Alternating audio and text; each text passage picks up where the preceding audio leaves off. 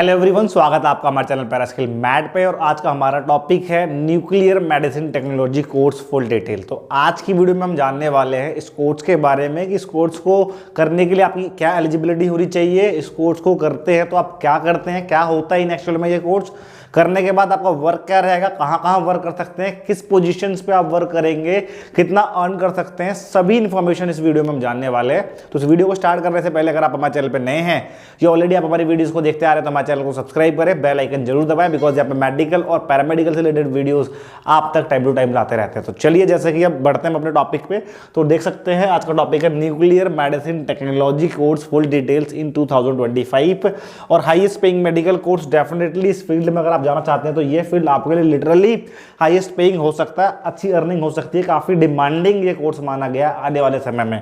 क्यों माना गया, सारी इंफॉर्मेशन हम समझते हैं। तो सबसे पहले हम समझते हैं कि न्यूक्लियर मेडिसिन टेक्नोलॉजी, यह कोर्स करने के बाद आप बनते हैं एक न्यूक्लियर मेडिसिन टेक्नोलॉजिस्ट। सबसे पहली बात तो हमने जान लिया कि इस कोर्स को करने के बाद आप बनते क्या है। अब सवाल ये उठता है कि ये कोर्स होता क्या है, न्यूक्लियर मेडिसिन, ये क्या मेडिसिन, कैसा थोड़ा अटपटा वर्ड आपको लग रहा होगा।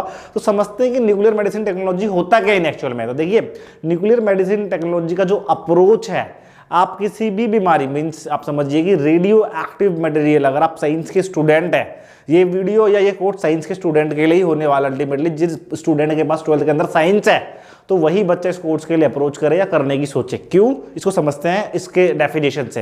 देखिए, रेडियो एक्टिव मटेरियल जो कि रेडिएशन को एमिट करता है, तो रेडियो एक्टिव मटेरियल्स की हेल्प से आप किसी डिसीज को डायग्नोस कर ले, पता लगा ले कि पेशेंट के अंदर कौन सी बीमारी है, और इसी रेडियो एक्टिव मटेरियल की हेल्प से आप क्या कर ले, डिसीज को क्योर भी कर ले, मीन्स डिसीज को ट्रीट भी कर ले। किस तरीके के डिसीज, जैसे कि आपके हार्ट डिसीज हो सकते हैं, कैंसर जैसे डिसीज, या जितने भी न्यूरोलॉजिकल डिसऑर्डर है, ये जो मैंने बता, आपको चाहे कैंसर हो, हार्ट डिसीज हो या न्यूरोलॉजिकल डिसीज हो, इसके अंदर हम डायग्नोस कर ले या इसका ट्रीटमेंट कर ले, किसकी मदद से, रेडियो एक्टिव मटेरियल की मदद से। रेडियो एक्टिव मटेरियल मींस वो मटेरियल, वो सब्सटेंस जो कि रेडिएशन को एमिट करते हैं। अगर साइंस के स्टूडेंट है तो बहुत ही इजीली आप समझ चुके होंगे कि ये जो आप देख रहे हैं न्यूक्लियर मेडिसिन टेक्नोलॉजी होता क्या है। तो बहुत सिंपल सी भाषा में आप समझिए कि रेडियो एक्टिव मटेरियल की मदद से आप डिसीज को क्या करें, डायग्नोस भी करते हैं और ट्रीट भी करते हैं। इसी अप्रोच को कहा जाता है, या इसी जो आप करते हैं इसी अप्रोच को कहलाते हैं न्यूक्लियर मेडिसिन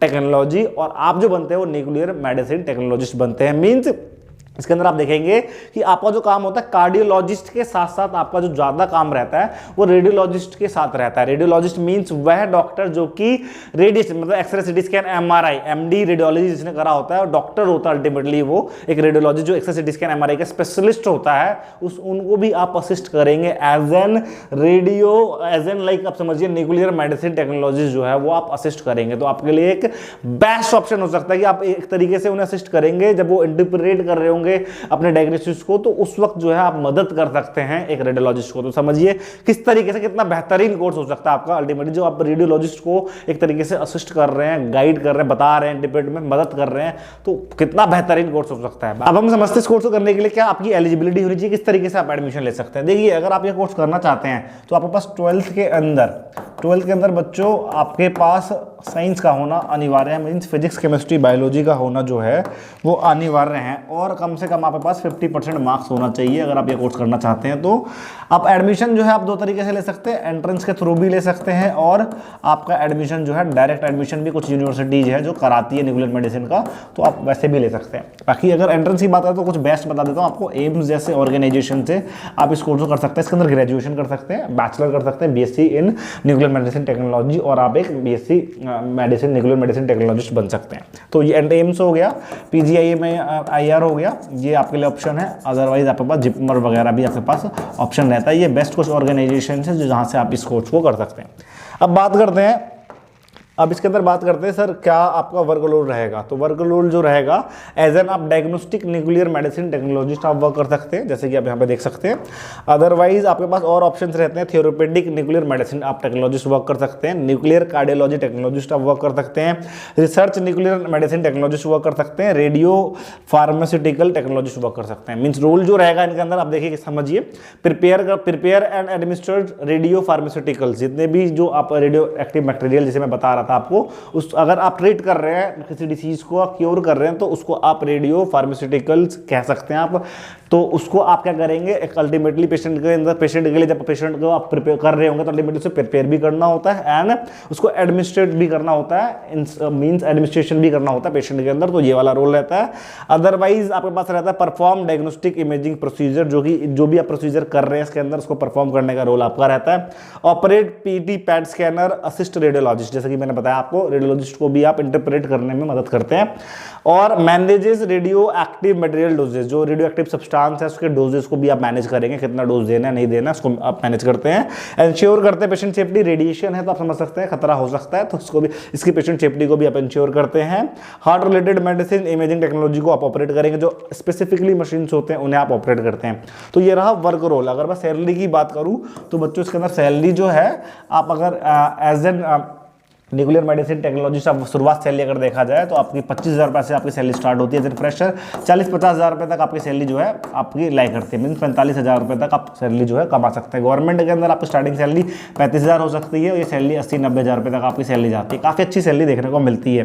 वर्किंग एरिया जो है आपका डायग्नोस्टिक सेंटर, हॉस्पिटल्स में आपकी वैकेंसीज होंगी जहाँ radiologist diagnostic specifically diagnostic centre होता है, आपकी वहाँ वैकेंसीज होती है। मीन जहाँ पे भी रेडियोलॉजिस्ट है या कार्डियोलॉजिस्ट है, जहाँ पे ये चीज़ें रेडियो इमेजिंग टेक्नोलॉजी जो जहाँ पे यूज़ हो रहे हैं या टेक्निक यूज़ हो रहा है या उन टेक्निक की मदद से ट्रीट किया जा रहा है, जहाँ पे भी ये चीज़ें हो रही है तो वहाँ पे आपकी वैकेंसीज रहती है। तो ओवरऑल अगर देखा जाए तो बेस्ट करियर अपॉर्चुनिटीज़ आपके लिए ये जो है न्यूक्लियर मेडिसिन टेक्नोलॉजी हो सकता है। अच्छी अर्निंग है, आने वाले टाइम में इसका काफ़ी एडवांसमेंट देखने को मिलेगा। समय टेक्नोलॉजी का है तो आप समझ रहे हैं, इसके अंदर भी एडवांसमेंट देखने को मिलेगा, तो आपके अंदर भी मिलेगा अल्टीमेटली और आप अच्छा अर्न कर सकते हैं। तो इस वीडियो को एंड करने से पहले मैं बताना चाहूँगा, अगर आप मेडिकल या पैरामेडिकल स्टूडेंट्स और आपको पढ़ाई में आपकी दिक्कत आ रही है एकेडमिक या कॉम्पिटेटिव एग्जाम के लिए, तो पैरास्किल मैड के नाम से आपको एप्लीकेशन मिल जाएगा प्ले स्टोर पे। अदरवाइज अगर आप लैपटॉप वगैरह यूज करते हैं, iOS वगैरह यूज करते हैं, www.paraskillmed.com पे जाए, अपने से रिलेटेड कोर्सेज देखिए, अगर आपको समझ में आता है तो एनरोल कीजिए। बाकी आप जाके अच्छे से चेक करें, स्टिल कुछ डाउट रह जाता है कमेंट सेक्शन में मेंशन करें। तो मुझे आशा है कि आपको आज की वीडियो से न्यूक्लियर मेडिसिन टेक्नोलॉजी कोर्स के बारे में पता लगा होगा। मिलेंगे इसी तरह के इन्फॉर्मेटिव वीडियो के साथ नेक्स्ट वीडियो में। आज और अभी के लिए बहुत बहुत धन्यवाद।